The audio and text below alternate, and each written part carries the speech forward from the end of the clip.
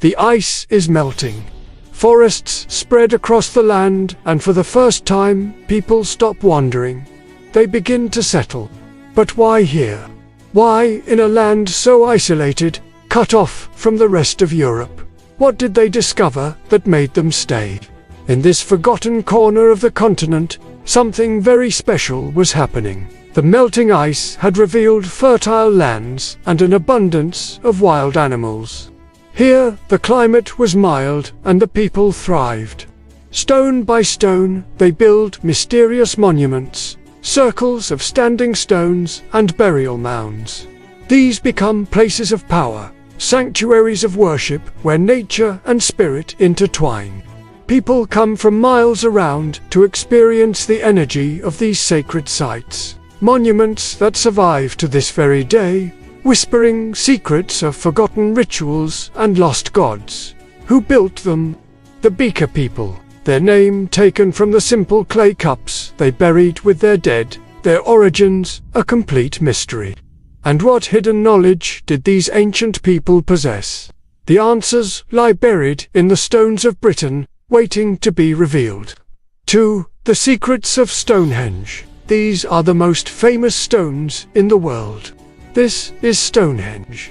For 5,000 years, it has stood silently on Salisbury Plain, a monument shrouded in myth and legend.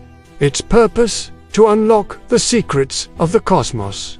Built in 3 distinct phases, its massive stone pillars were once a Bronze Age temple, an astronomical clock aligned with the rising sun and the solstices. At its heart, a single fallen lintel suggests a final 4th phase of construction, a grand entrance to the underworld. 3. Avebury, the forgotten monument, larger than Stonehenge. Older than the pyramids, Avebury is Britain's greatest prehistoric monument. Yet you won't find it on any map, because it was intentionally hidden over 4,000 years ago. Its builders covered the site with a massive earthen mound, burying its secrets deep beneath the soil. Only a few surface stones mark its former position, hinting at a landscape transformed. 4. The landscape transformed across Britain.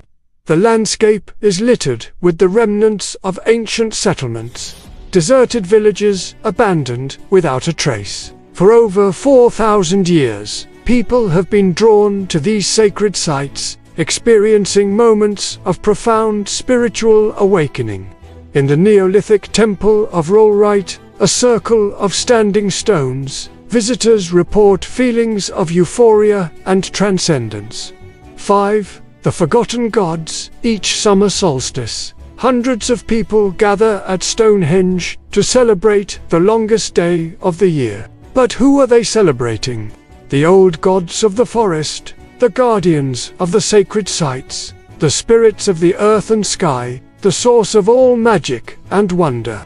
They are the forgotten gods of prehistory, worshipped in secret, their names long lost to time. 6. The legacy of the past. Today, we are reawakening to the magic of our past, rediscovering the sacred sites that have been hidden from us for so long. We are learning to listen to the whispers of the ancients, to feel the energy of the earth beneath our feet and the stars above our heads. We are remembering that we are part of something much bigger than ourselves, connected to the rhythms of nature and the wisdom of the cosmos. Join us on our journey of discovery, and remember to support our work so that we can keep sharing these stories with the world. Together, let's explore the hidden wisdom of our past and awaken to the magic of the present. The ice is melting. The forests are spreading. Soon the first villages will rise, and with them the age of settlements will begin. Here, people will flourish like never before. They will build monuments to the gods and leave behind a legacy that will last for 5,000 years. This is Britain, the birthplace of a nation. This is the first chapter of a forgotten history waiting to be discovered. Next part, Eidon of Settlements... Stay tuned. As the ice sheets covering northern Europe retreated about 10,000 years ago, Britain emerged from the last ice age as a frozen but not quite inhospitable wasteland. Small bands of nomadic hunters could now make a living here, following herds of reindeer and wild cattle across the open tundra. But this way of life was about to change dramatically. So let's pick up the story there. In the decade or two after the ice sheets receded, small bands of hunter-gatherers eked out an existence on Britain's empty plains. These people were no different from those who had lived in Britain during the height of the last ice age. They traveled in small groups, likely related by family ties, and they subsisted by hunting wild animals and gathering wild plants. But as the centuries passed, something caused this way of life to change. Archaeologists aren't exactly sure what caused this change, but they do know that beginning around 200 years ago, small settlements began to appear across southern Britain. We know a lot about one of these early settlements at a place called Bushbarrow in Wiltshire. Archaeologists uncovered the remains of several roundhouses here, each capable of housing around 10 people. But despite the fact that people clearly lived here year-round, they didn't farm the land around their settlement. Instead, they continued the nomadic tradition of hunting and gathering food. This suggests that these early settlers were still deeply connected to the landscape, traveling the same routes as their ancestors and exploiting the same wild resources as they always had. But this way of life didn't last long. Between 500 and 500 years ago, something dramatic happened. Across southern Britain, the small mobile groups that had roamed the countryside for so long began building massive stone monuments. They constructed huge burial mounds called long barrows, and within them they buried their dead with full-size stone hinges built around their bodies. They also built large open-air stone circles, some over 100 feet in diameter. But perhaps most mysterious of all are the scores of single standing stones that dot the landscape, some over 20 feet tall. These monumental building projects required a tremendous investment of time and labor, and to make them, the small roving bands of hunters had to settle down and work cooperatively as a community. But the question is why? What caused these hunter-gatherer societies to suddenly abandon their nomadic way of life?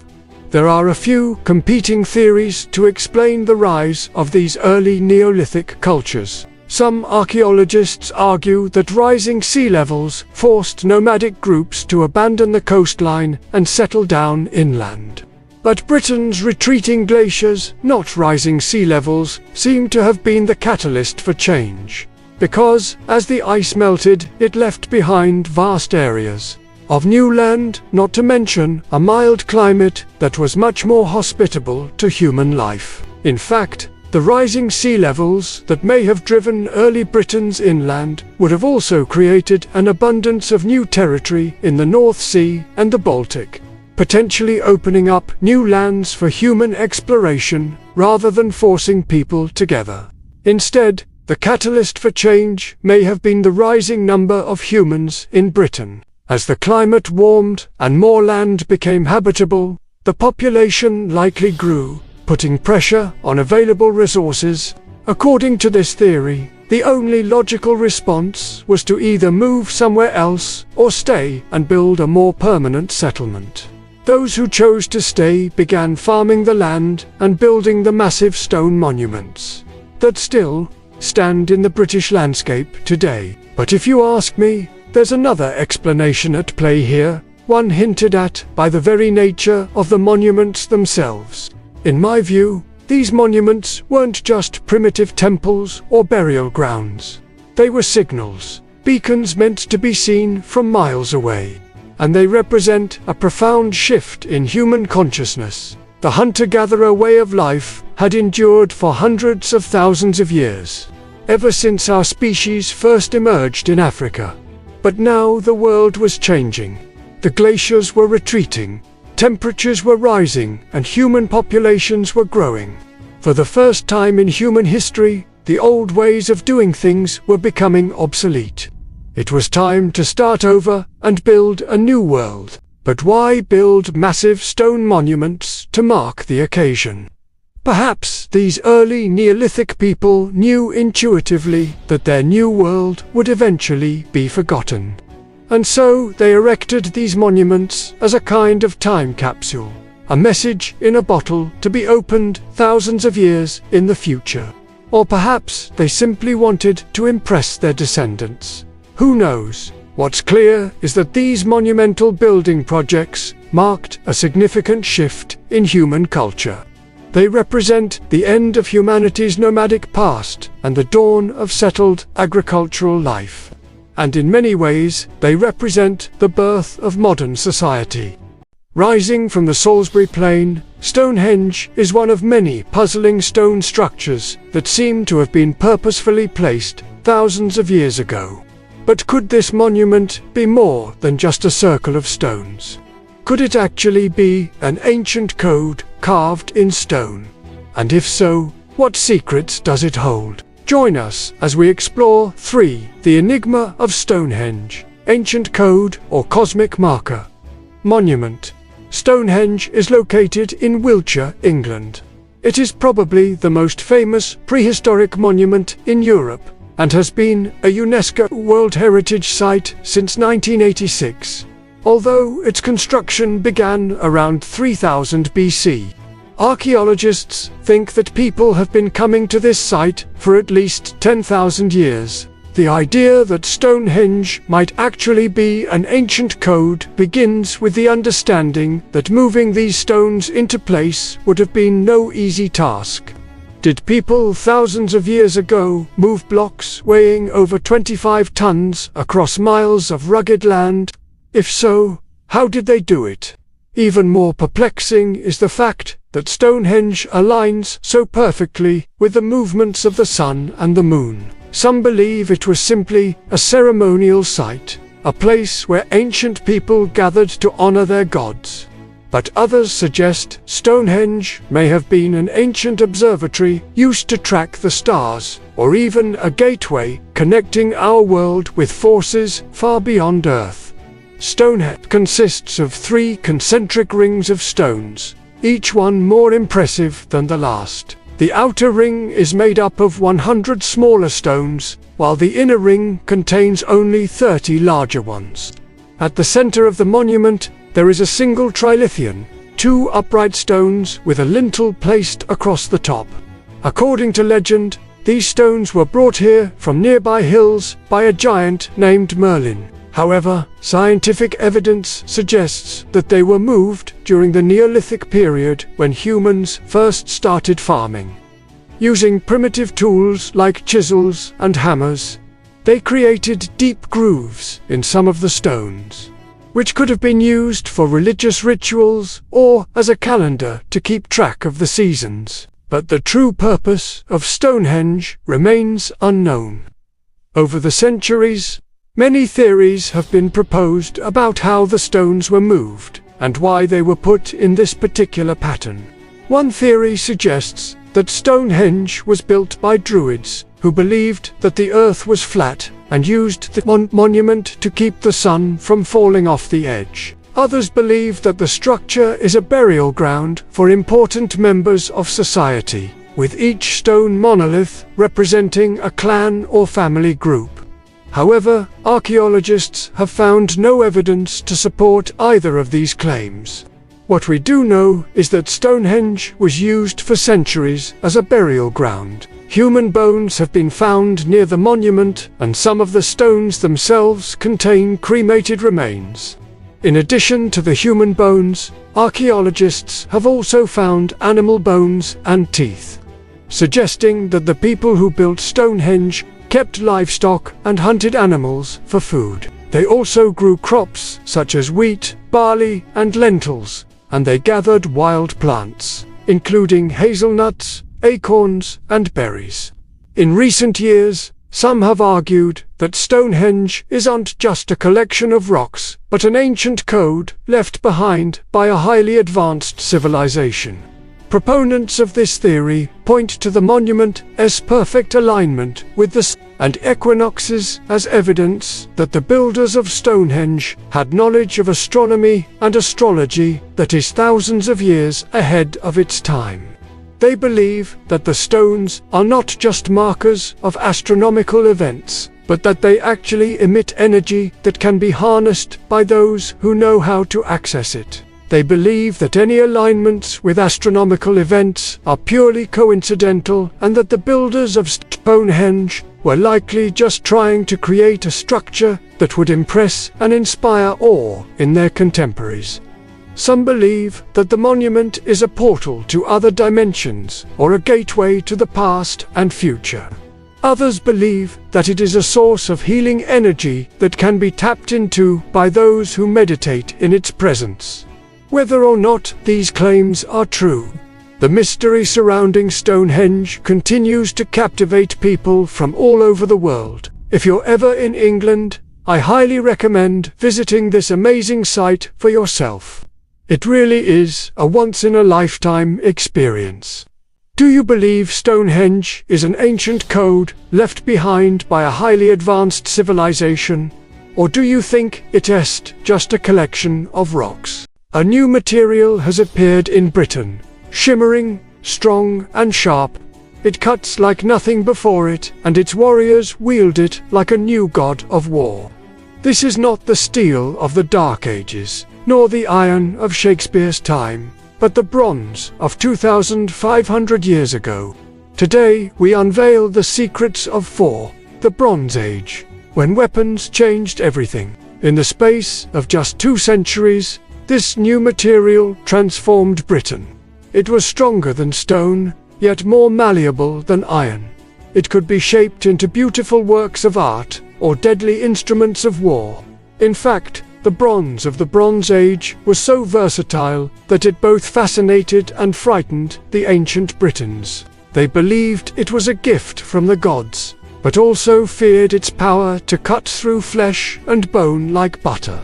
For the first time in British history, men were now armed with long, sharp swords and daggers that could end a life in a single stroke. Shields and helmets were crafted from bronze, too, making warriors almost invincible. But these weapons and armor were expensive and difficult to make, requiring skilled craftsmen and rare materials. Only the very richest warriors could afford them, which meant bronze tipped the balance of power in Britain. For the first time, ordinary free men could band together and fight back against the kings and chieftains who once dominated local power. But bronze was rare. You see, to make bronze, you need tin and copper. And while there were plenty of copper mines across Britain, tin was extremely hard to come by. In fact, the only native tin in Britain is found in Cornwall, and there simply wasn't enough there to supply an entire nation. So, the source of most of Britain's tin was this tiny island over 300 miles away. And because tin was so valuable, controlling its trade meant controlling power itself. The result was a rush to reshape society and seize control of this valuable metal. Great lords built huge fields, pens and mines across the Cornish coast. Some even constructed their own small towns. They grew wealthy and powerful, but at what cost? As we shall see, the Bronze Age would ultimately be remembered as a time of great wealth and terrible want, of magnificent art and dreadful famine. To understand how this was possible, let's travel to the very heart of the Bronze Age world. This is Dartmoor National Park in southwest England. In the distant past, it was a place of ancient ritual and burial. Today, it's home to some of the most breathtaking scenery in Britain. And it was here in 1881 that a young man named William Crossing stumbled upon one of Britain's greatest treasures. He had been searching for a lost dog when he spotted something unusual sticking out of the ground.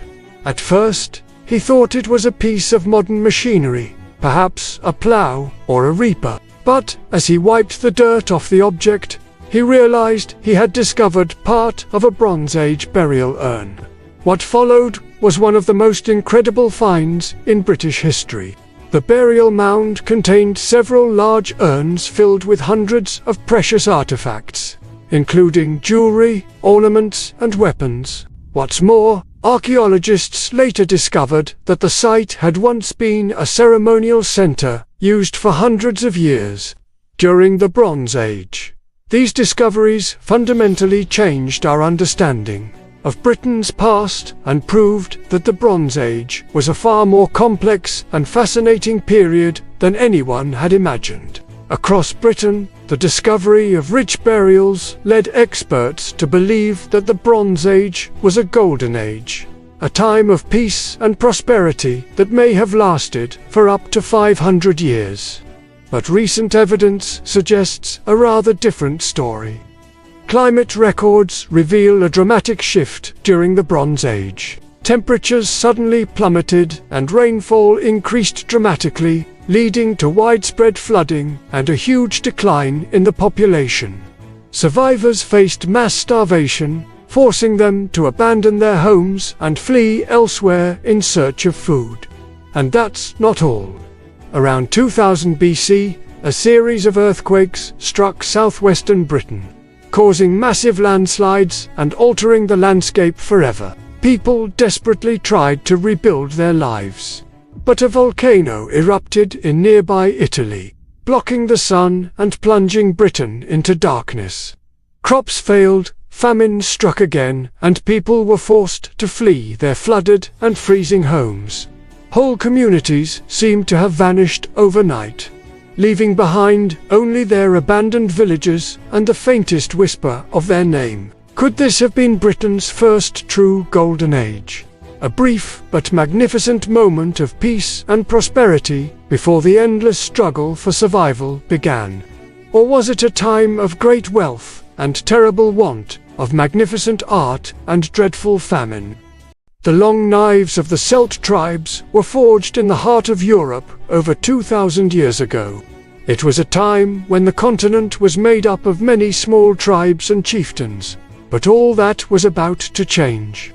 Because first, something very important arrived: iron, and with it, a revolution. For thousands of years, the only weapons and tools of the tribes were made of bronze. This is a sword from that time. Can you see how small it is? Swords like this were great for stabbing, but they weren't very useful for cutting. But iron was harder and more durable than bronze, so it could be made into sharper and longer blades. These new iron swords were so good they could easily cut through Roman helmets and armor. And because iron was so much stronger than bronze, it was also cheaper to make, meaning more people could have access to better weapons. Some historians believe that the Celts were the first tribe in Europe to take advantage of iron, and because of this, they became the most powerful tribe on the continent. But where did the Celts come from? Well, their story began in these very flames, right here on this hill. Long ago, many small tribes lived in Central Europe, but they were often attacked by other tribes from the east who would come through these passes in the Alps. So, the tribes on the hill built a massive fortress to protect themselves. This is what it looked like. A giant wall over 100 feet high and 3 miles round, with 28 towers built every 50 yards. It took 40,000 men 10 years to build. But even though the hill fort was big and strong, life was still dangerous. So a group of brave warriors went over the mountains to find a new home. They crossed the river and settled in a land that was much greener and had fertile soil. This was the Celtic heartland. Over the next few centuries, Celtic tribes grew in number and in power. Their warriors became famous throughout Europe for their skill and bravery in battle. They fought with swords and shields, and wore helmets with cool designs on them. Underneath their armor, they also wore special blue neck rings. And although we don't know exactly why they wore them, some historians think they were a symbol of wealth, or maybe even a way to intimidate their enemies. As the Celts grew in power, they spread out and created huge trading networks throughout Europe. They traded things like jewelry, weapons, and cloth, and even explored as far away as India. Because of this trading, the Celts became very wealthy and powerful. But they didn't just make weapons and trade. The Celts were also master craftsmen and made beautiful works of art. Take a look at this. Can you believe that this is a piece of wood? The Celts were so good at making things that even the Romans, who conquered most of Europe, couldn't stop them. And if you can believe it, the Celts actually spoke a language that still exists today. Go ahead and say this. Do you see how similar it is to Irish or Scottish Gaelic? That's because, as the Celts spread throughout Europe, they brought their culture with them and their language evolved into what we know today. But the Celts didn't just conquer with their weapons. They also used magic to scare their enemies. Every Celtic warrior carried a magic potion with him into battle. If they got hurt, they would drink it to help heal their wounds. The potion was made of 3 parts. Mandrake root, which looks like this, along with mistletoe and willow tree bark. They either boiled or ground these ingredients into a powder and mixed it into their drinks. Even today, we use some of these ingredients in medicine. Unfortunately, not all was well in the Celtic world. To the south, across the Mediterranean Sea, an empire was rising that would soon threaten the Celtic way of life, the Roman Empire. Now, to be fair, at first, the Romans and the Celts were allies. They traded with each other and even fought together against other enemies. But as Rome grew, it wanted more land and more power. Soon, the Romans turned their sights on Celtic territory. In the next episode, we'll find out if the Celts' iron strength will be enough to resist the might of Rome's legions. In 43 AD, the horizon darkened with sails. Rome had come. Legions marched with ruthless precision, crushing resistance and carving roads through the wild lands of Britain. Tribal kings bent the knee or were destroyed. But not all bowed. A queen rose from the ashes, Boudica, leading a fiery revolt that nearly drove Rome out. Why did Rome fight so hard for this distant island? Was it for land, resources, or something far more mysterious, buried beneath its soil? It's me. This is the first episode of a new series, and we're going to go back to the Roman invasion of Britain in 43 AD, the year before. The Emperor Claudius had given his trusted general, Aulus Plautius, the task of conquering Britain. Now, as we said, 43 AD is when the legions landed on the island, marching into an unsettled Britain. There are a few reasons why they came. One was the chance to loot and plunder a rich province that had known the blessings of Roman rule. Another was to stop the Catuvallani tribe from raiding across the Channel into Gaul. And there is some evidence that Rome was searching for tin and other resources that were becoming increasingly scarce in their own territory. But there may have been something else driving the emperor. Claudius's mother, Antonia, was a British princess, the daughter of King Artemidorus, who ruled over an area known as Armorica, which may have corresponded to the modern region of Brittany.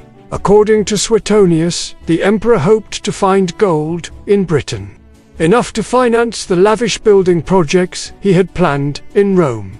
Some historians believe that the discovery of gold in Britain may have been what sparked his interest in invading the island.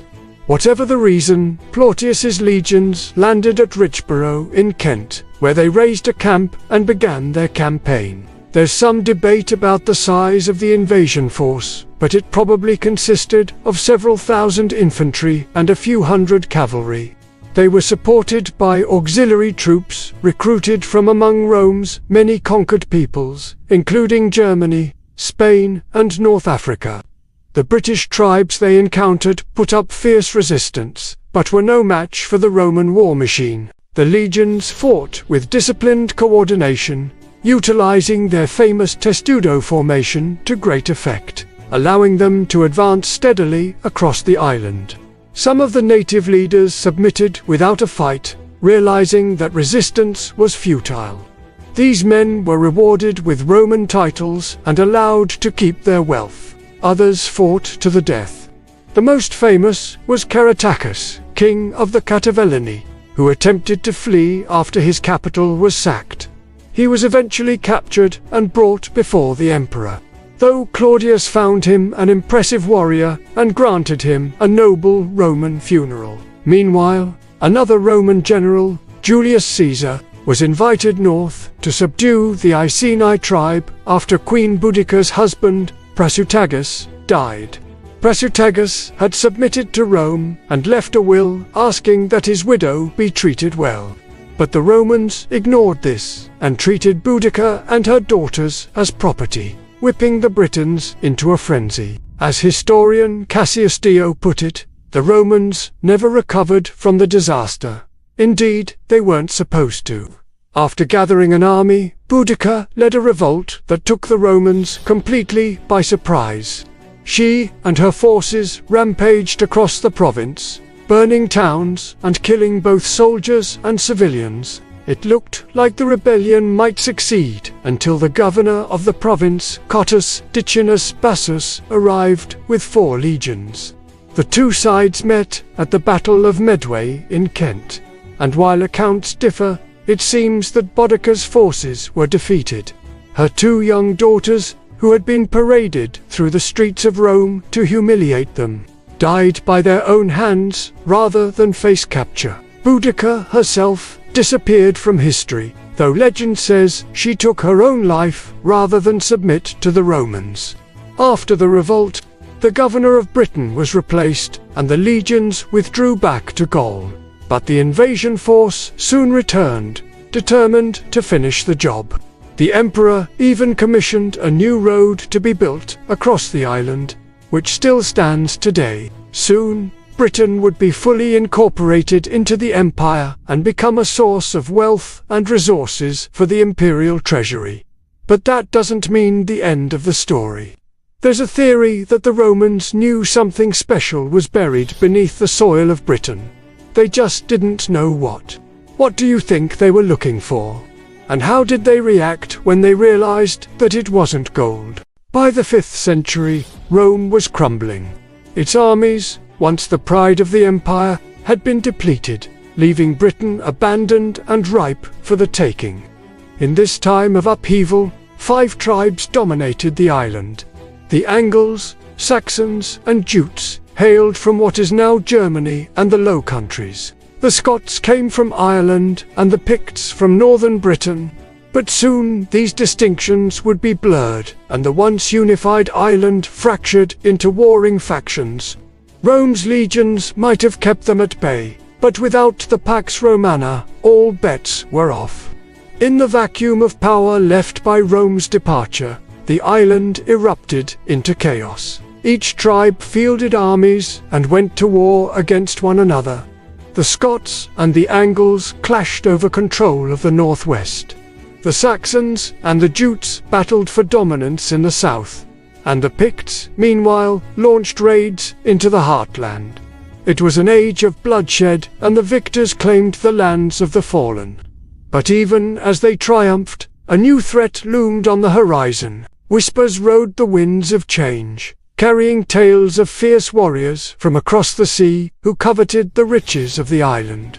And so it was that Rome's departure set in motion a chain of events that would forever change the fate of Britain. Welcome to 7. Do you need the big questions answered? Are you constantly curious? Then why not subscribe for more clips like this one and ring the bell for more thought-provoking content. After 4 centuries of relative peace under Roman rule, Britain was thrown into turmoil when the legions packed up and left. The immediate impact was profound. Without the infrastructure and institutions of the Roman state, the island descended into a maelstrom of conflict. The departure of the Roman army created a power vacuum that various local forces rushed to fill. Among them were the Anglers, Saxons, and Jutes. These Germanic tribes had long chafed under Roman domination and now saw their chance to seize land and resources previously out of reach. Their ambitions were not solely focused on expansion. However, each tribe also aimed to establish dominance over the others, leading to a complex web of alliances and rivalries. The Scots and the Picts initially found themselves caught in the crossfire of this new conflict. As the Angles, Saxons, and Jutes carved out their spheres of influence, the native Britons were pushed further and further into the northwest. The Romans may have kept these tribes at bay, but without the Pax Romana, all bets were off. Now, with Rome gone, each tribe fielded armies and went to war against one another. The Scots and the Angles clashed over control of the northwest, while the Saxons and the Jutes battled for dominance in the south. The Picts, meanwhile, launched devastating raids into the heartland. This period of constant warfare not only resulted in the deaths of countless people, but also reshaped the political landscape of the island. As the fighting intensified, the various tribes were forced to form alliances with one another in order to survive. Some of the Britons, for example, sought refuge within the walls of London or York, forming a kind of defensive union against the invaders. However, these alliances were often fragile, based on convenience rather than trust. And as the tides of war shifted, so too did allegiances. The very fabric of society was torn apart as neighbors turned on neighbors and kin fought against kin. Yet, amidst this chaos, a new narrative emerged. Stories began circulating about fierce warriors who had crossed the sea to claim the riches of the island. These tales, likely exaggerated for dramatic effect, nonetheless reveal how the departure of the Roman army had impacted perceptions of Britain. To the outside world, the island, once a part of a greater whole, was now seen as a land of disorder and opportunity. The stage was set for a new wave of conquerors, and as the native Britons struggled to hold on to their homeland, they had no way of knowing that their greatest challenge was yet to come. So what do you think? How do you think Britain would have been affected if Rome never fell? Let us know your thoughts. 8. The Anglo-Saxon Dawn. Across the stormy North Sea, fierce tribes, the Angles, Saxons, and Jutes, set sail for Britain. They came as mercenaries at first, hired to defend the crumbling Roman settlements along the coast against the ravages of the Irish and Scottish. But soon, the line between defender and conqueror blurred. Villages were burned, ancient Celtic traditions died out, and the native Britons were subjugated and forced into the far northwest of the island. Out of the blood and fire, 5 kingdoms emerged, and with them, the first legends of forgotten kings. This is the 8th episode of our podcast. In this series, we'll explore how the Anglo-Saxons forged their kingdoms in the fires of war and the sword, how they adapted to the old Celtic lands, and what their legacy means for us today. When the Anglo-Saxons arrived, Britain was already a very different place from the Roman province it once was. The legions had withdrawn, taking their paved roads, grand cities, and advanced technology with them. In their place were small settlements clinging to the coast and the remnants of Roman culture. These Anglo-Saxons were no friend to these people. They came with their eyes on the prize, the riches of the interior. In the centuries that followed, the Anglo-Saxons would forge 7 kingdoms across southern and eastern England: Northumbria, East Anglia, Essex, Sussex, Wessex, Kent, and Mercia. we've chosen to focus on 5 of these, the most powerful and influential, whose stories have survived in the greatest detail. Our first kingdom is Northumbria, which took its name from the Anglo-Saxons' Old English word for northern region. Its heartland lay around the modern city of York, an important Roman city called Embark, where the river Ouse and the river Derwent meet. This gave way to the capital of the kingdom, a royal centre from which the kings of Northumbria ruled over their vast domain. From here, they waged war on their neighbours and made incursions deep into Scotland. Northumbria's first king was Ida of Bernicia, who, according to legend, united the various local tribes under his banner and drove the Britons into the hills. Ida's descendants ruled Northumbria for 3 long centuries until their line failed with the death of King Ethelfrith in 616. He left behind 2 sons, Æthelstan and Edwin, and a kingdom on the verge of destruction. Both fled south, and Edwin found refuge at the court of King Redwald of Mercia. There he married the king's daughter and converted to Christianity. When Æthelstan died, Edwin returned north to reclaim his birthright, defeating the usurper in battle and restoring the royal line of Bernicia. He went on to conquer much of central and southern Britain, incorporating the Anglo-Saxon kingdoms of Elmet and Lindsey into his realm. Thus did Edwin become the first king of a truly Anglo-Saxon kingdom, one that stretched from the Scottish border to the Humber. It was a golden age for Northumbria and its king. Under his rule, Christianity took root and flourished. And when Queen Boadicea of the neighbouring kingdom of East Anglia sought a husband, she chose Edwin's son, Edwine, thus forging a dynastic link between the 2 kingdoms. But it was not to last. After Edwin's assassination in 634, Northumbria fragmented once more and descended into civil war. Our second kingdom is Mercia, which emerged during the late 500s and early 600s. A patchwork of Anglo-Saxon settlements bound together by family ties and common loyalty to their kings. Unlike their rivals in Northumbria or Wessex, few Mercians can be said to have converted to Christianity. Certainly, the kingdom's first great king, Penda, was a staunch supporter of the old ways. He expanded his realm across central England, clashing repeatedly with the Christian kingdoms of Northumbria and Wessex. Twice he raised armies against the throne of Northumbria, and twice he suffered defeat.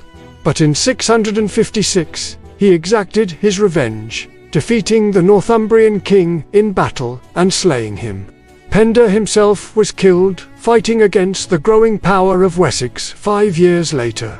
But his son, Wulfhere, carried on the fight, converting to Christianity and making peace with Wessex. Our third kingdom is Essex, the homeland of the Jutes. Its history began in the mid-500s when a band of Jute warriors crossed the North Sea and landed in eastern Britain. Their leader, Esric, founded the dynasty that would rule Essex for nearly 2 centuries. His descendants fought with the other Anglo-Saxons to subdue the land and enforce their dominance over the native Britons. But it was under King Swithard that the kingdom reached its zenith. Swithard inherited a realm on the brink of destruction. His predecessors had antagonized the kings of Kent and Northumbria. But upon ascending the throne, Swithard made peace with both and turned his attention to conquest. He led his army into East Anglia, defeating and killing its king, Ciric. With East Anglia broken, Swire's next target was London, which he besieged and captured. Though he was unable to hold the city, Swire went on to conquer the surrounding areas, expanding Essex further than any of his predecessors. Our fourth kingdom is Sussex, which arose alongside its close neighbour, Essex. In the mid-500s, little is known about its origins, but we do know that Sussex was a minor kingdom throughout the early period, often overshadowed by the great power of the West Saxons. That all changed in the mid-700s when two brothers, Offa and Cothard, ascended the throne. Offa led Sussex to victory in battle against the Britons of the south, while Cothard expanded the kingdom to the north. Together, they created a powerful state and set about forging it in the image of their patron god, Woden. To this end, they built a great temple in its honor. But this brief golden age came to an abrupt end with the death of King Offa. His successor, King Cuthod, rebelled against the authority of the West Saxons and was slain in battle. The kingdom descended into chaos as rival nobles fought for the crown. And it was until 793 that a king from outside the royal line brought Sussex back from the brink. That man was Egbert of Wessex. Egbert is remembered as the first king of all England, the man who subdued the Anglo-Saxon kingdoms and bent them to his will. But the story is far from simple. While Egbert's victories at the battles of and Ashdown are legendary, they didn't bring the whole of England under his immediate control. Rather, those battles marked the beginning of a process that culminated in the Treaty of Wedmore in 802. Wherein the Anglo-Saxon kings formally recognized Egbert as Bretwalda, literally over-king. For his part, Egbert bestowed titles and privileges on his fellow kings, creating a tiered system of authority. At the top sat Egbert himself, then the sub-kings, and below them, the lesser kings. The treaty ushered in an era of unprecedented peace and prosperity, allowing trade and culture to flourish across England. But it only lasted as long as Egbert was alive. As soon as he was dead, the Anglo-Saxon kingdoms fell into factional conflict once more. Arthur, King of the Britons, slayer of Saxons, defender of the weak, and champion of the people. Or is he just a myth? I'm here to tell you about a hero from the mists of time. A whispers spread of a war leader, a man named Arthur, who united the scattered tribes of Britain against the Saxon tide. Some called him Arthur. Others believed he was no man at all, but a legend woven from many warriors. The chronicles speak of 12 great battles fought with unyielding courage, leading his people to victory against all odds. But where are the ruins, the weapons, the graves? Is Arthur a ghost of history or a hidden king whose story was buried with him? Arthur may have been born in the 5th century AD, a Romano-British chieftain during the later years of Roman Britain. By the mid-5th century, the legions had left Britain and the native Britons were under pressure from the Anglo-Saxons, who had begun to settle in the island. These early Britons lived in small chiefdoms that often fought amongst themselves. It was a time of great upheaval and warfare, with both the Saxons and the Britons committing terrible atrocities. It was then that Arthur emerged, a brilliant military leader who united the Britons and led them to victory against the invaders. The earliest record we have of Arthur comes from the 9th century, a period when there was a lot of interest in the legendary British leader. There are 3 main sources for the early Arthurian legends. The first is the Historia Brittonum, or History of the Britons, a Latin text probably written in the 8th century. This tells us about Arthur's 12 battles against the Saxons. Another source is the Godadin, a medieval Welsh poem that celebrates the defeat of the Britons by the Anglo-Saxons at the Battle of Badon Hill. And the third source is the Annal Cambria, a list of Welsh kings, which includes Arthur among its number. So, what do these sources tell us? Who was Arthur? The Historia Brittonum tells us that Arthur was a nobleman of the Britons, who was born in the kingdom of Dumnotia, which was probably located in Cornwall. He is described as being of noble birth and great valor, and it is said that he defeated the Saxons in 12 battles. The poem Godadin gives us some more details. It tells us that Arthur was a young warrior when he came to prominence, having defeated the Saxons at the Battle of Badon. This battle is said to have taken place in the year 516, but this date is not certain. We also learn that Arthur was a member of the royal line of the god Trevor Morgan, and that he was related to other famous British figures such as Ambrosius Aurelianus and Riathamus. Despite these claims, there is no archaeological evidence for Arthur's existence. No bones have been found that can be attributed to him, nor any artifacts that can be linked to his legendary status.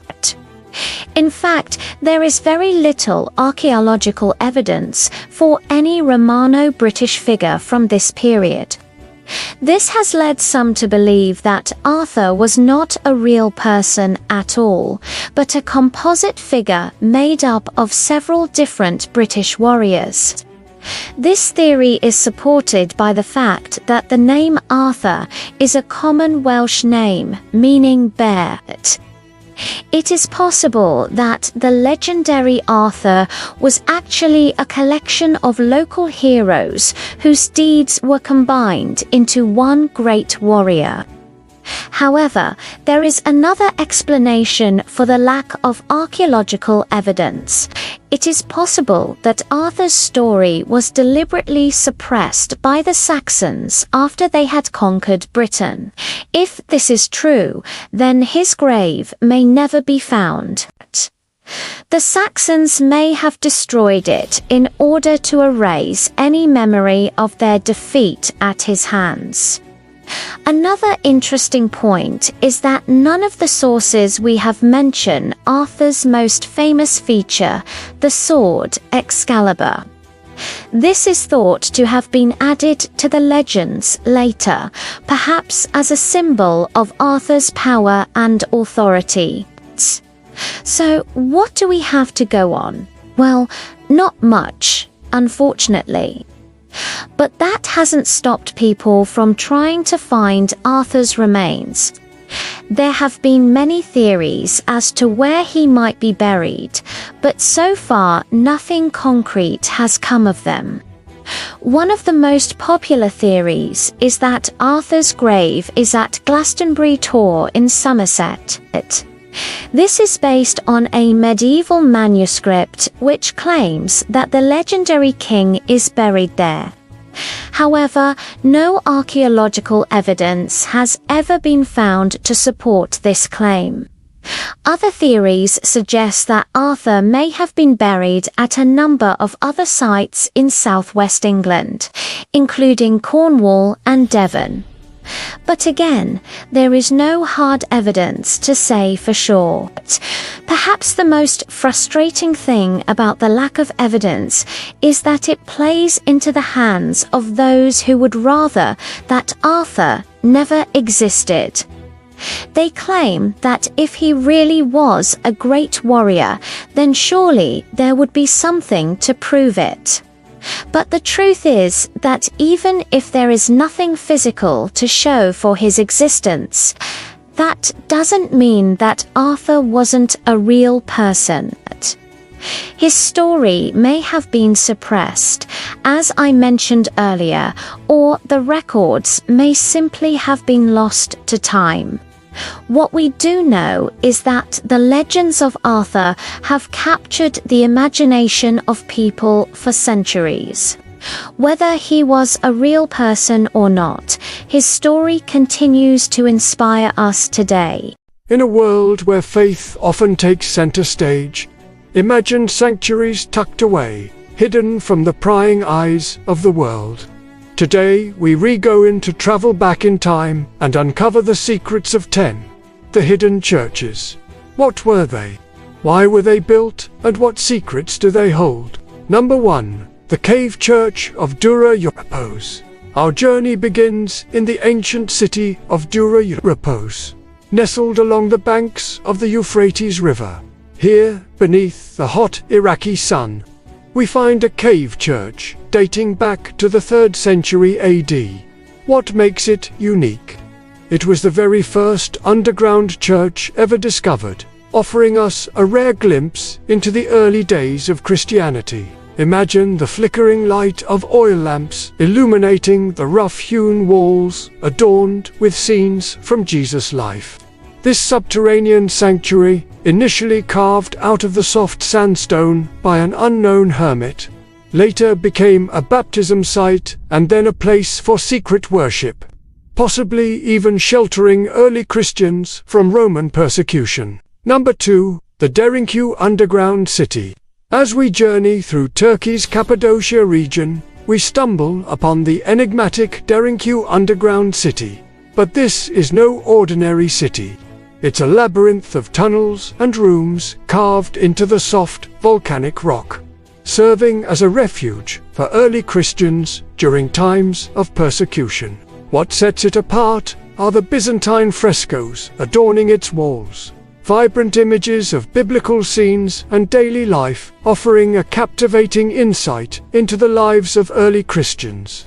Imagine the murmur of prayers echoing through the tunnels as believers gathered in secret to worship and seek solace from the outside world. No. 3. The Rock Church of Petra.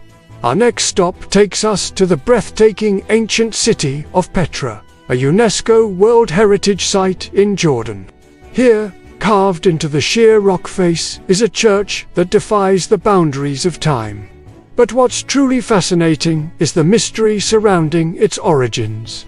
Some believe it dates back to the Nabatean era, while others point to Byzantine influences. What we know is that this monolithic structure, with its Corinthian capitals and graceful arches, is a testament to human ingenuity and the enduring spirit of faith. 4. The Church of St. George at Al-Hamra, nestled amidst the rugged beauty of Yemen's Higher Governorate, we discover the Church of St. George at Al-Hamra. This church, carved into a mountainside, stands as a silent sentinel to a bygone era.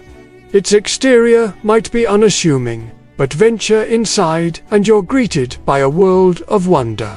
Intricate, star-shaped patterns adorn the ceiling, each one a testament to the skilled hands that crafted them. These patterns, found throughout Yemen's old churches, are thought to symbolize both earthly and heavenly Jerusalem.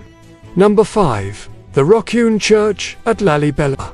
Our journey takes us to the Lalibela region of Ethiopia, where we find a series of 11 rock-hewn churches. These churches, monolithic and awe-inspiring, were carved out of a single piece of rock, a feat of engineering and artistry that seems almost impossible. The most remarkable, Beit Georgis, resembles a Greek cross and was likely inspired by the Church of the Holy Sepulchre in Jerusalem. Each church is adorned with intricate carvings depicting biblical scenes, transforming the interiors into living picture galleries. 6. The Underground Church in Xi'an. In China's ancient capital of Xi'an, we unearth the story of an underground church. During the persecutions under Emperor Hongwu, Christians gathered in secret in caves near the city. One such cave church, known as the Cave of the Eight Immortals, was discovered in the 1970s.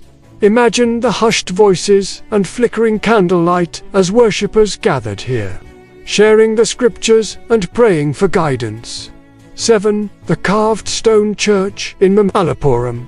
On the shores of India's Bay of Bengal, we find the village of Mamallapuram, home to a carved stone church. This church, with its granite walls intricately adorned with biblical scenes, was constructed between 725 and 730 AD by a Pallava king who converted to Christianity. What makes it exceptional is the fusion of local architectural styles with Christian motifs. 8. The Church of St. Anthony in Mathura. Our journey leads us to the holy city of Mathura in India, where we discover the Church of St. Anthony.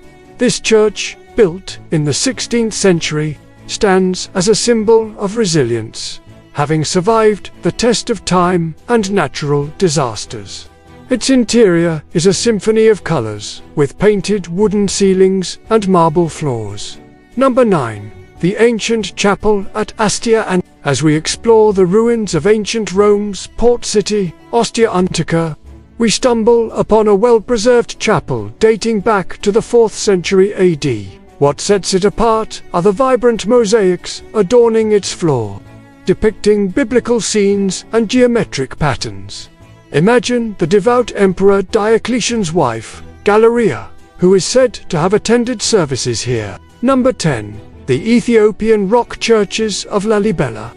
Our final destination is Lalibela, once again, where we delve into the mystical world of Ethiopian rock churches.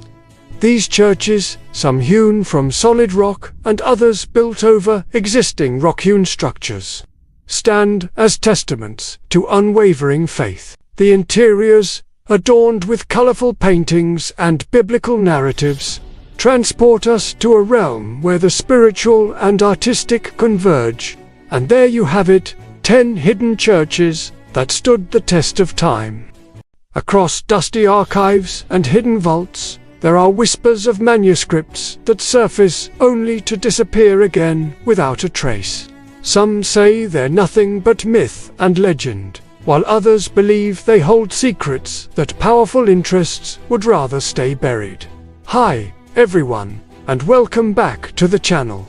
Today we're diving into the world of ancient texts and secret societies. Imagine a time when knowledge was power, and some texts held secrets that could shake the very foundations of society. Recently, headlines have buzzed with the news of a lost gospel, a possible non-biblical text that might have been written by Jesus during his lifetime. But this isn't a lone story. Throughout history, there have been countless precious manuscripts that have come to light only to vanish once more.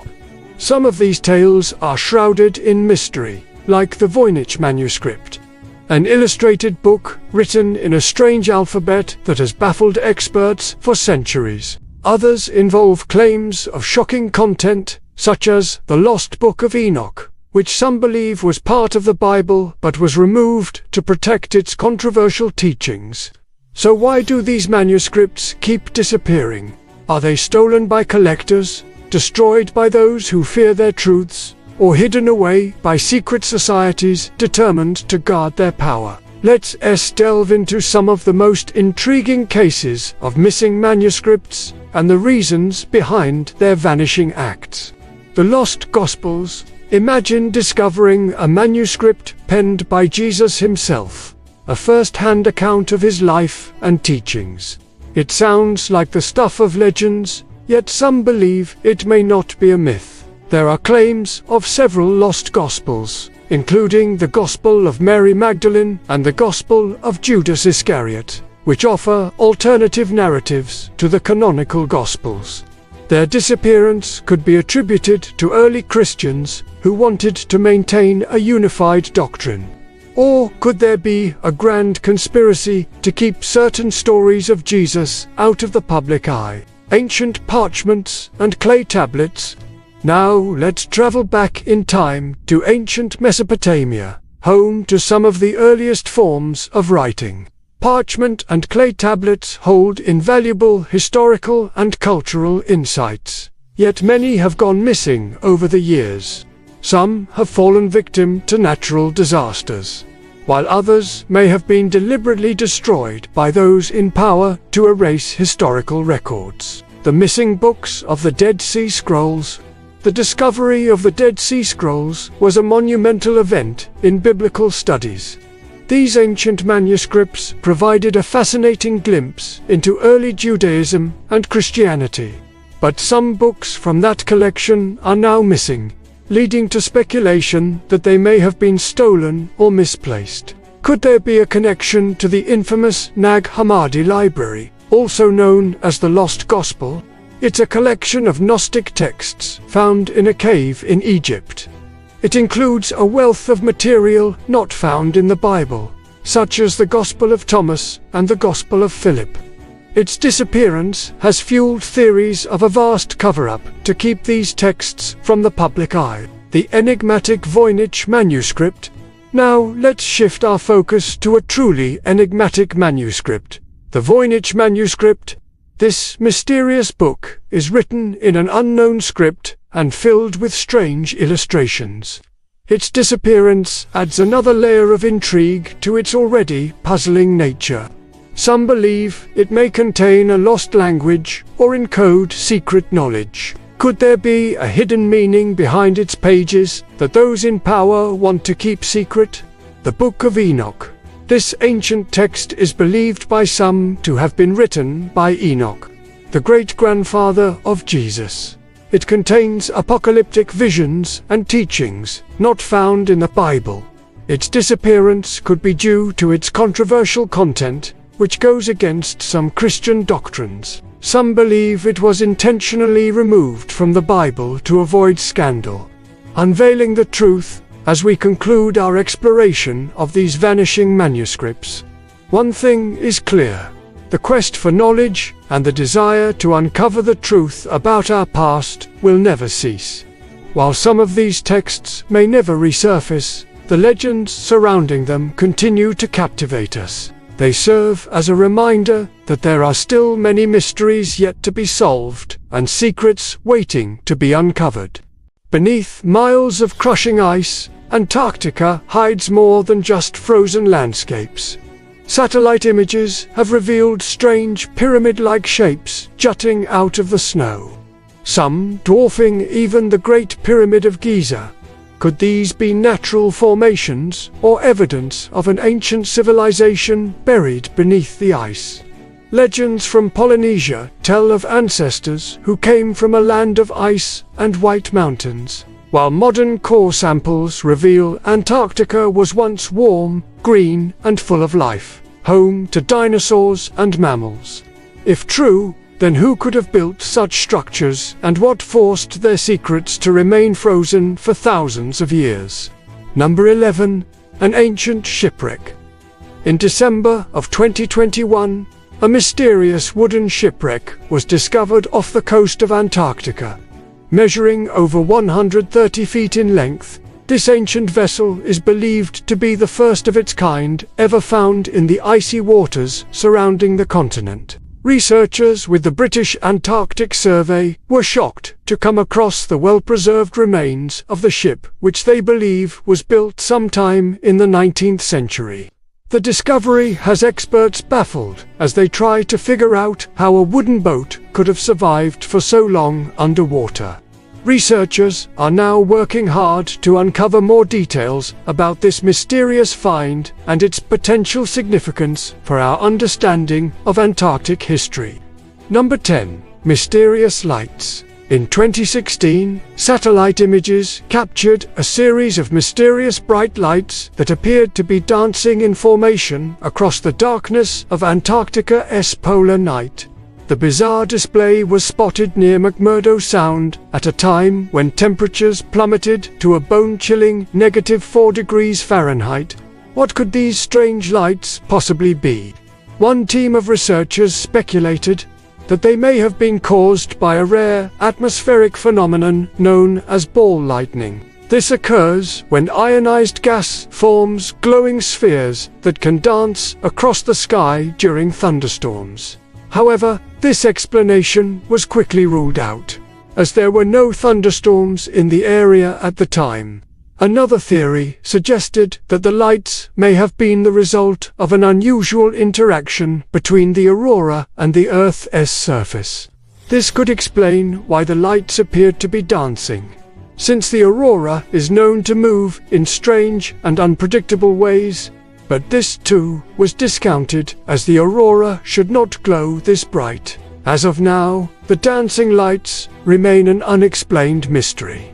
Number 9. Mysterious paintings.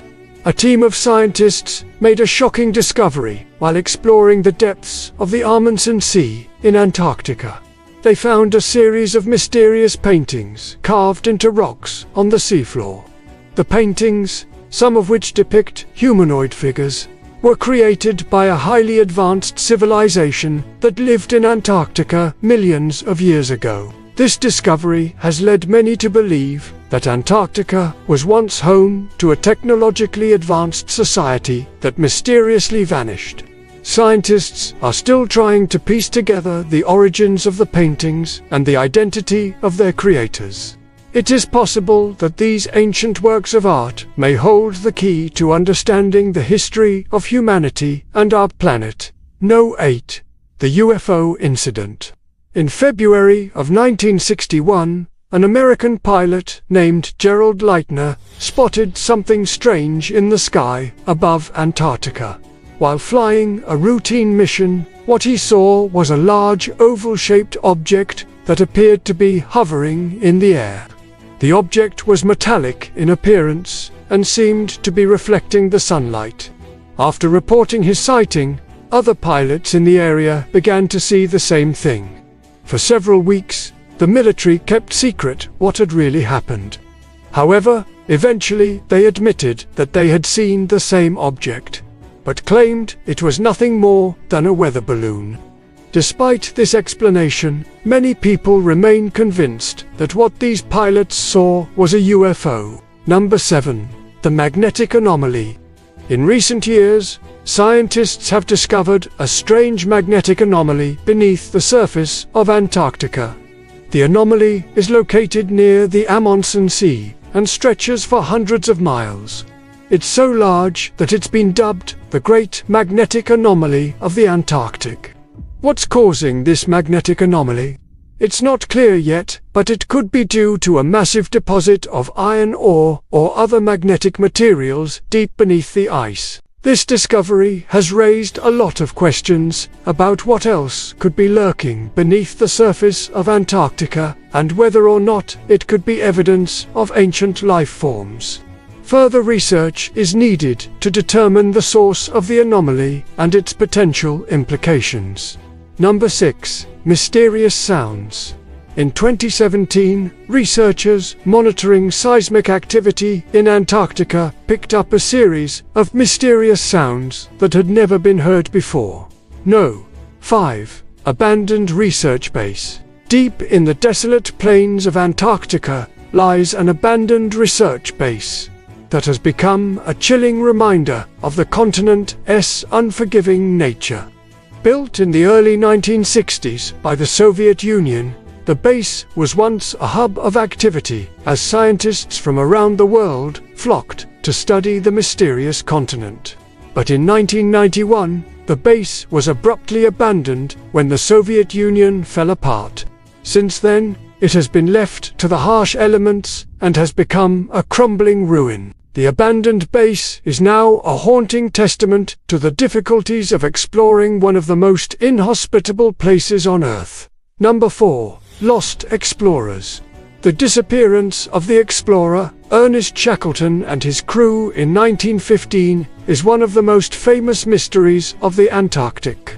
Shackleton and his crew set out to become the first people to cross the Antarctic continent, but they became trapped when their ship, the Endurance, got stuck in the ice. After months of trying to free the ship, Shackleton and his crew were forced to abandon ship and take to the ice on foot. They managed to survive for months on the ice, but eventually 3 of the crew members had to be rescued, while Shackleton and 2 others completed the journey. The story of their survival against all odds is a remarkable tale of human endurance. No. 3. The Nazi base. At the height of World War II, it was rumored that the Nazis had established a secret base in Antarctica, where they planned to build a massive fleet of ships and submarines to attack the Allied forces. The base was said to be heavily guarded and equipped with advanced weaponry, making it nearly impossible to detect. Although the rumors persisted, no physical evidence of the base or its operations have ever been uncovered. Some believe that the base was destroyed during the war, while others claim it still exists hidden beneath the ice. The mystery of the Nazi base in Antarctica continues to captivate the imagination of many. Number 2. The Ellsworth Mountains. The Ellsworth Range is a mountain range in Antarctica that was discovered in 1935 by the American aviator Lincoln Ellsworth. The range is over 200 miles long and contains some of the highest peaks in Antarctica, including Mount Shin, which stands at over 14,000 feet tall. The Ellsworth Range is a relatively new discovery in the world of Antarctic exploration and is still largely unexplored. What makes the range so unique is its location deep within the heart of Antarctica, far from the more well-known coastal regions. Many scientists believe that the Ellsworth Range may contain valuable resources that could help us better understand the history of our planet. 1. The remnants of civilization. Some believe that Antarctica was once home to a highly advanced civilization that possessed knowledge beyond our own. According to legend, this civilization thrived in Antarctica thousands of years ago, until a cataclysmic event forced them to flee. Evidence of their existence can still be found in the form of ruins and artifacts buried beneath the ice. Some say these ruins are proof that Antarctica was once home to a thriving culture with its own language, customs, and beliefs. However, mainstream archaeologists remain skeptical, claiming that there is no evidence to support these theories. Regardless, the mystery of Antarctica's past continues to captivate explorers and researchers alike. It towers silently on the Giza Plateau, half lion, half man, yet for centuries the Sphinx lay buried in sand, only its head visible above the desert. Most archaeologists say it was carved around 2500 BC, but could it be far older? Strange weathering patterns on its body suggest heavy rainfall erosion, something impossible in the bone-dry Sahara of the last 5,000 years. If true, the Sphinx might date back to the end of the Ice Age. Over 10,000 years ago, long before the rise of dynastic Egypt, was this enigmatic statue built by forgotten ancestors, or does it preserve a message from an even older, lost civilization? The Great Sphinx of Giza is one of the most iconic structures in human history, yet also one of the most shrouded in mystery. What we know for a fact is that the Sphinx underwent a massive restoration project in the 25th century BC under the pharaohs of the 26th dynasty. This is when the surrounding structure was constructed to protect it, and it received its now familiar limestone cladding. But what we know less definitively is how old the Sphinx itself is. Most Egyptologists agree that it dates back to around 2050 BC, placing it firmly in the Old Kingdom, yet other experts argue for a much earlier date. In fact, some researchers believe that the Sphinx may have been built during the 13th century BC during the reign of Ramesses II, who ruled over Egypt from 1279 to 1213 BC. These claims are based on various factors, such as stylistic comparisons with other statues built during Ramesses' reign and the deterioration of the Sphinx's limestone casing, which would have been added later. However, there's no consensus on this, and mainstream Egyptology continues to favor the traditional 2050 BC date. But even if we accept the 2500 BC date, there's still the strange issue of the Sphinx's apparent age. When we look at the statue today, it seems weathered and worn, as if it's been eroded by the elements. And while it's certainly possible for wind and sand to have this effect over the course of several millennia, it's much more likely that water played a major role. And not just any kind of water, but torrential rains. In 2017, researchers from the University of Vienna used 3D scanning technology to create a detailed map of the Sphinx's surface. Their analysis revealed an extensive system of hydraulic channels and revealed that the statue's body was so intentionally carved with these patterns. This is because similar patterns can be found on other ancient Egyptian statues, such as those at Abu el-Malik, which were deliberately designed with water erosion in mind. The team concluded that the Sphinx was likely deliberately weathered to resemble a natural landscape of a Nile tributary called the Shallows. But this presents a bit of a problem because the Sphinx is located on the Giza Plateau in the middle of the Sahara Desert. Today, the area receives virtually no rain. In fact, the Sahara has been dry and arid for the past 5,000 years.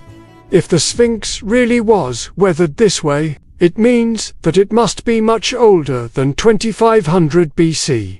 Because the only time in the past 15,000 years when it rained heavily enough to cause this type of erosion was during the last ice age, which ended around 11,500 BC. Does this mean that the Sphinx was built by ancient Egyptians at the end of the Ice Age over 10,000 years ago? Well, maybe. But another possibility is that it was built during the 25th century BC. But the weathering happened during a much wetter period, thousands of years before that. Unfortunately, there's no easy answer here, and the debate is likely to continue for many years.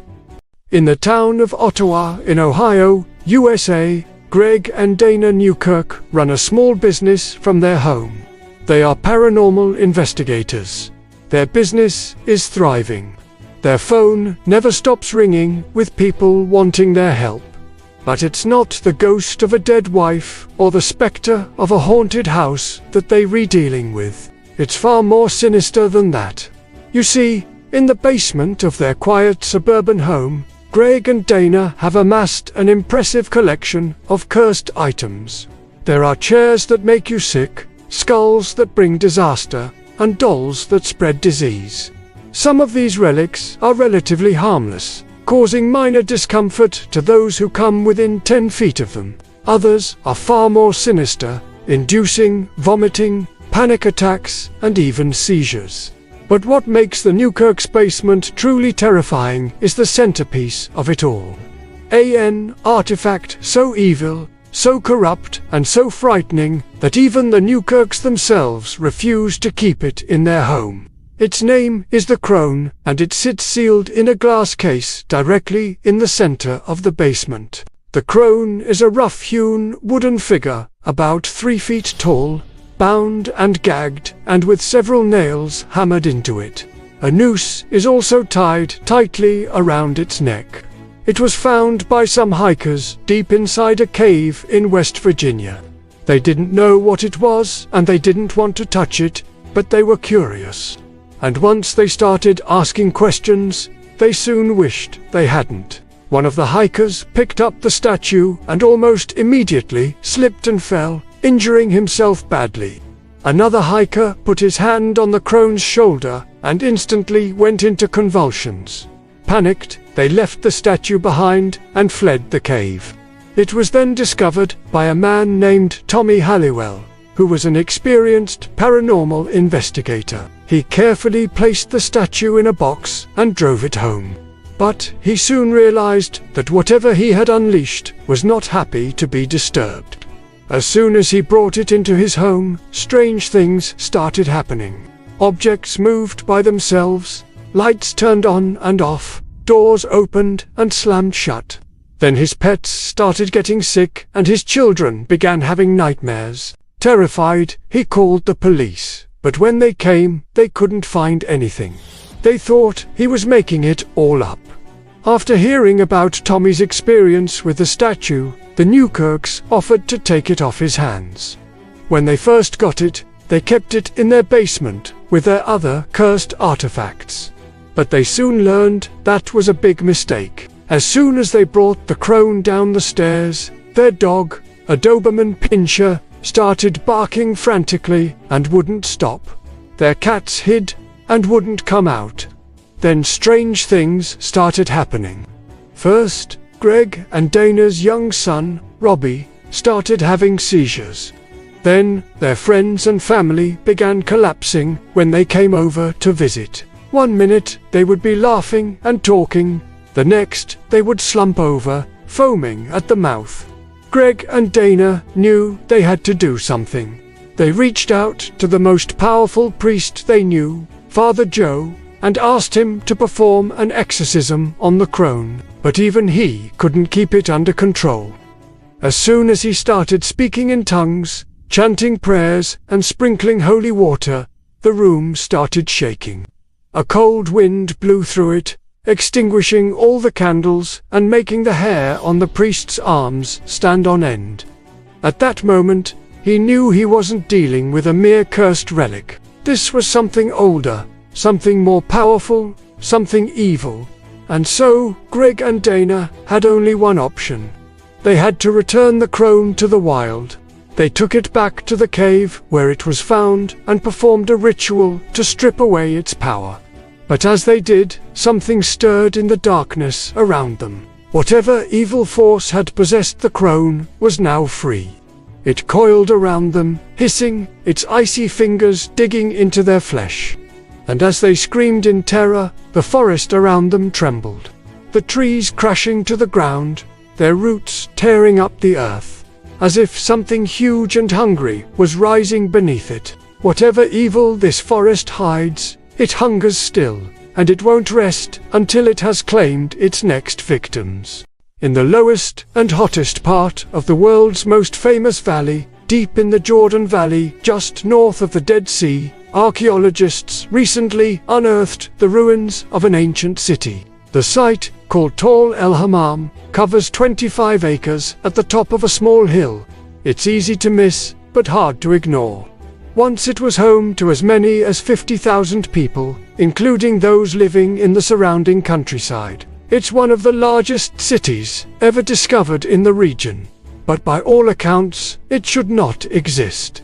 Its buildings were systematically melted away. Walls are coated with thick salt deposits, and its people vanished without a trace. For thousands of years, the city remained buried under meters of sediment until it was accidentally uncovered by an Israeli farmer in 1974. At first, archaeologists dismissed it as just another ancient ruin. That was until they realized the evidence suggested that something catastrophic had happened here around 3,200 years ago.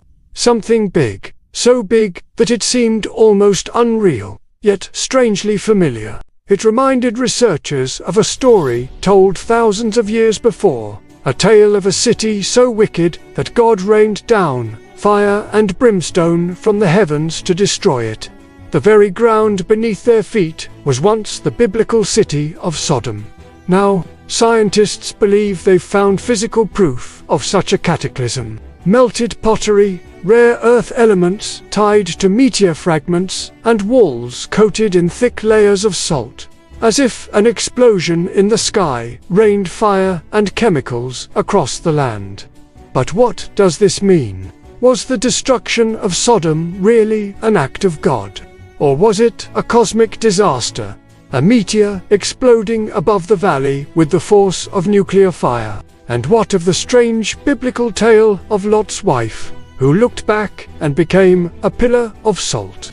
Could this eerie detail preserve the memory of a real event? A sky that turned the earth to fire and a land buried under salt and ash?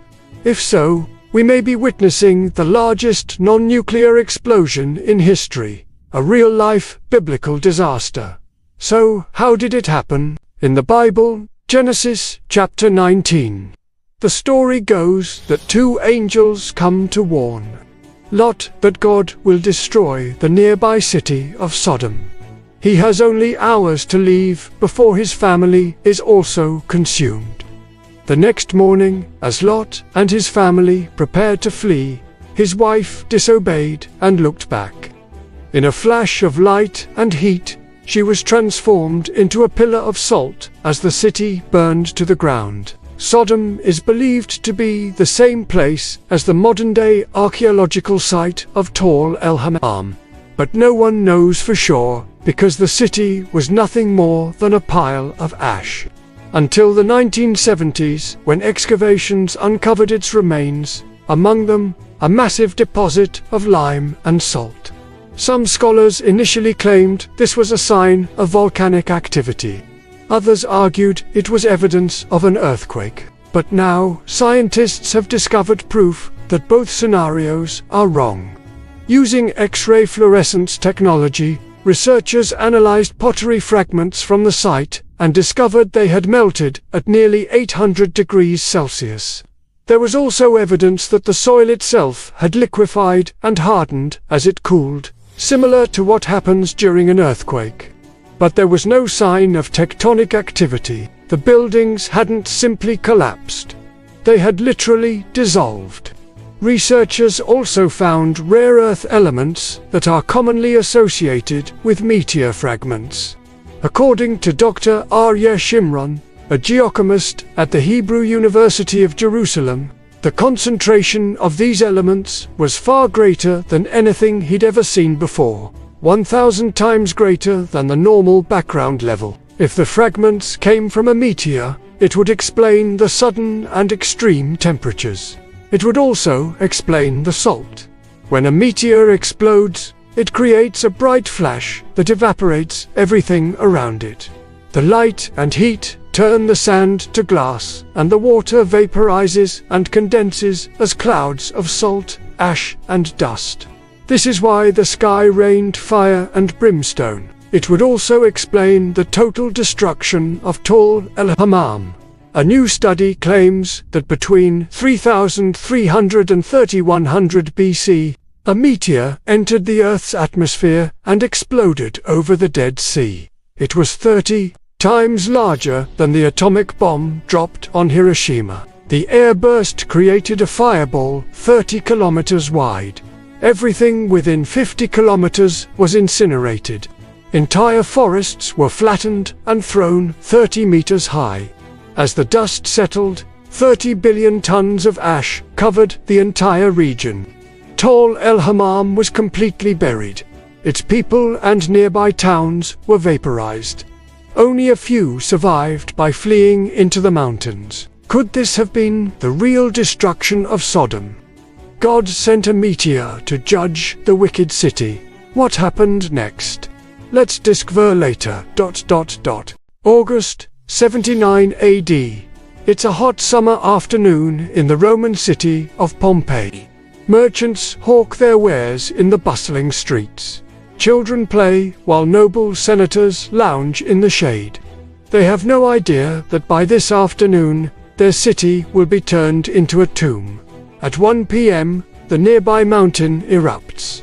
A superheated torrent of ash, gas, and molten rock cascades down, engulfing everything in its path. In minutes, thousands are trapped in their homes, preserved in the very moment of their death. Almost 2,000 years later, Pompeii offers an unparalleled glimpse into the past. Its streets, frescoes, food, even people frozen in time. Among the ruins, however, one discovery stands apart. The Villa of the buried beneath volcanic debris. This luxurious estate once belonged to a wealthy Roman senator. Inside, a team excavating the site discovered something truly remarkable. The world's only surviving library from antiquity. Nearly 2,000 scrolls. Unfortunately, these ancient texts were carbonized by the heat and lay unreadable for centuries. At first, they were mistaken for burnt wood and nearly lost forever. But now, with advanced X-ray technology, scientists are virtually unrolling these ancient texts to reveal the secrets they've held for over 18 centuries. Some scrolls contain philosophical writings, others fragments of lost poetry. But perhaps most astonishing are the writings of Philodemus, a Greek philosopher who lived from 110 BC to 30 BC. These include the earliest known theories of atoms, predating modern conceptions by nearly 2 millennia. And it's just a start. Scholars whisper that the library may contain even greater treasures. Perhaps the earliest Christian writings. Could this lost library hold the key to rewriting the origins of Western religion? To find out, we'll have to venture into the heart of the scrolls of Pompeii. These scrolls come from the Villa of the Papyri, the country estate of a wealthy Roman senator named Gaius Caesar.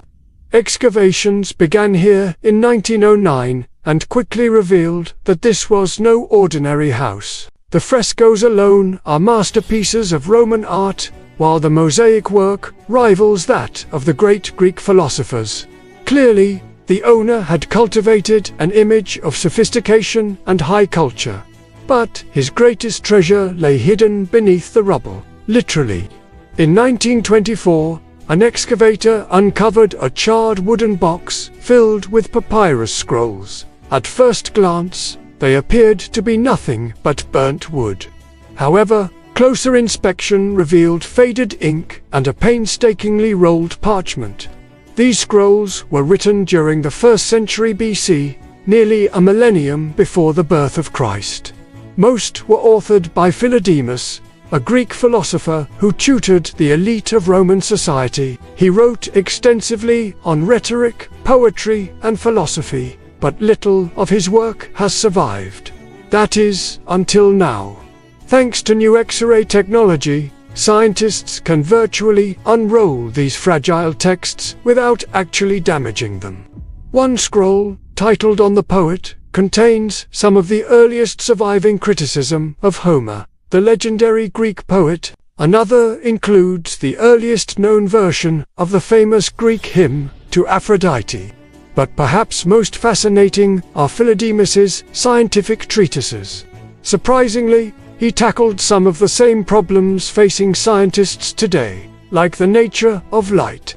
His ideas on optics are strikingly similar to those of modern physicists, suggesting a continuity of scientific thought across the millennia. He also speculated on the existence of atoms, tiny particles that make up all matter, an idea that predates modern conceptions by nearly 2 millennia.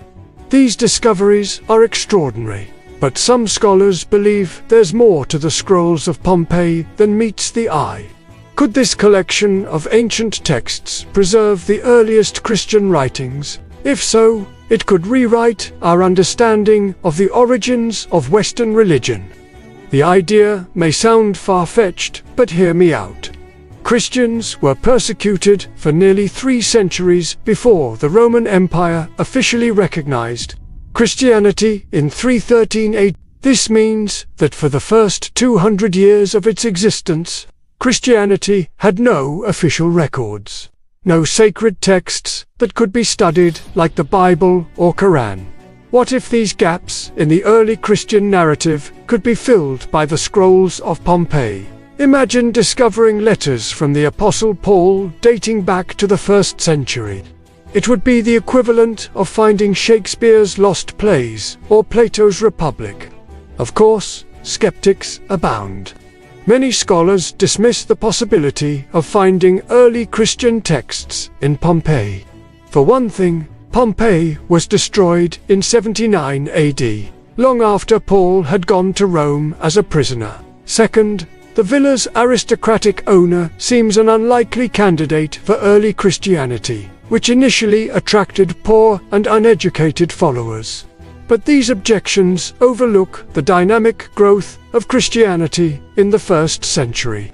By 70 AD, the religion had spread throughout the Roman Empire, attracting followers from all walks of life. And while Paul's imprisonment in Rome is traditionally dated to 67, some scholars place it as late as 80. Well after the destruction of Pompeii. It's also worth noting that the villa's owner wasn't merely a wealthy aristocrat. The frescoes and mosaics indicate a man deeply cultured in Greek philosophy. a perfect candidate for studying the newfangled religion from across the Mediterranean. One thing is certain: the scrolls of Pompeii hold secrets still waiting to be unlocked. While the discovery of early Christian texts remains a tantalizing possibility, the confirmed discoveries already unearthed are nothing short of miraculous. After 2,000 years of silence, the voices of antiquity are finally being heard. For centuries, the Villa of the Papyri has held its secrets in silence. Nearly 2,000 scrolls, blackened and brittle, waiting for the moment when human technology would finally be advanced enough to hear their voices again. Now, with virtual unwrapping, researchers can peel back the layers of carbonized papyrus without ever touching it. Letter by letter, word by word, the past is speaking. Already, fragments of philosophy and science have emerged. Ideas of atoms and matter, written long before modern physics confirmed them. But the real mystery remains. What if the unopened scrolls contain something far more explosive? Could they hide lost works of Greek philosophy, texts erased from history? Could they preserve forbidden knowledge of early religions, perhaps even original Christian writings, penned just decades after Christ's death? If so, then locked inside these fragile rolls of papyrus may be truths capable of reshaping everything we think we know about history, science, and faith.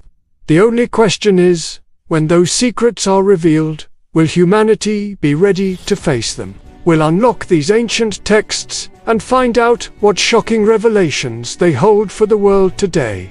Do you feel it? A tingle down your spine, the pull of the past, an insatiable curiosity about the ancients and what life was like all those years ago. If you do, then you're not alone. In this time-starved world, there's always room for more adventure, and who doesn't love a good mystery?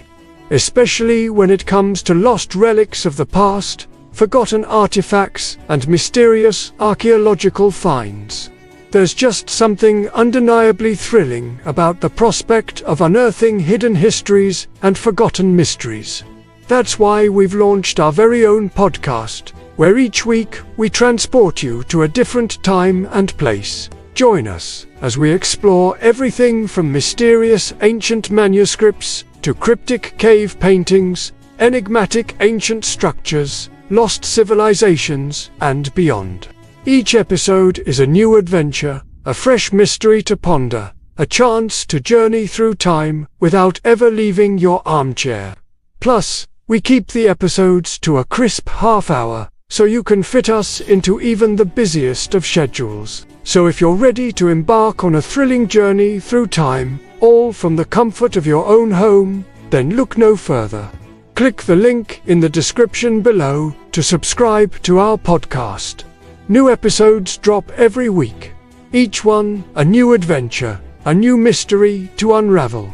We can't wait to take you along on this incredible journey. Herculaneum, a town near Pompeii, was buried in ash when Mount Vesuvius erupted in 79 AD. Among its many lost treasures, the Villa of the Papyri contained thousands of scrolls and tablets, the largest collection of ancient Roman and Greek literature ever found. Yet despite ongoing efforts, only a fraction of these writings have been deciphered. The rest remain tantalizingly out of reach, locked away in the ruins. The painstaking process of unrolling and translating these fragile documents has revealed a treasure trove of ancient knowledge, including the earliest known books on medicine and the first complete Greek epic poem since Homer. But as the project continues, researchers are uncovering something even more astonishing. Many of these scrolls were penned during the crucial centuries before and after the birth of Christ. Imagine the potential for discovery. The lost writings of Plato or Aristotle, entire New Testament manuscripts from the very dawn of Christianity. These priceless artifacts could rewrite history. reshape our understanding of the ancient world, and shed new light on the origins of Western civilization. Yet, as with any groundbreaking research, there are risks. What if these ancient texts contain something too explosive for modern sensibilities? What if they reveal long-forgotten secrets that could shatter our current understanding of history, science, or faith? As we peel back the layers of time, we may find ideas so radical, so heretical, that they threaten to overturn everything we currently believe. The power of the past is undeniable. It's all around us, shaping our present in ways we often don't realize. By exploring the ancient world, we gain a deeper appreciation for the foundations of Western civilization, the roots of our own culture, and the timeless human stories that connect us to those who came before. So join us as we uncover the secrets of the past and bring you the latest news, discoveries, and debates from the world of archaeology and ancient history. Don't miss out on this incredible journey. Subscribe now and dive in.